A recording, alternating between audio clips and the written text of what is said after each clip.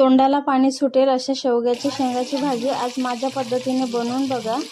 खूप छान टेस्टी भाजी बनते। सर्वात अगोदर शेवग्याचे छोटे छोटे तुकडे करून साल काढून घ्यायची।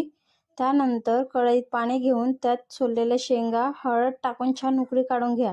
त्यानंतर गॅसवर तवा ठेवून त्यात बारीक उभा चिरलेला कांदा गोल्डन होईपर्यंत भाजून घ्यायचा। किसलेलं खोबरं, थोडे शेंगदाणे, थोडेसे धणे, तीळ, कोथिंबीर थोडे थोडे घेऊन सगळं भाजून घ्यायचं। दाखवल्याप्रमाणे गोल्डन होईपर्यंतच भाजून घ्यायचंय। कमी पाणी टाकून पेस्ट करून घ्या। गॅसवर कढई ठेवून त्यात तेल टाकून घ्या।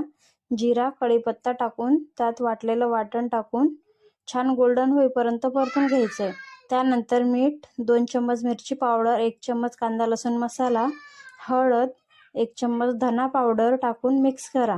मिक्सरच्या भांड्यात पाणी टाकून मसाल्यात टाकून मिक्स केल्यावर छान तेल सुटू द्यायचं आहे। वाफवलेले शेंगा टाकून थोडा वेळ मसाल्यामध्ये शिजू द्यायचं। नंतर गरजेनुसार पाणी घालायचं। छान अशा शेंगा शिजवून घ्यायच्या।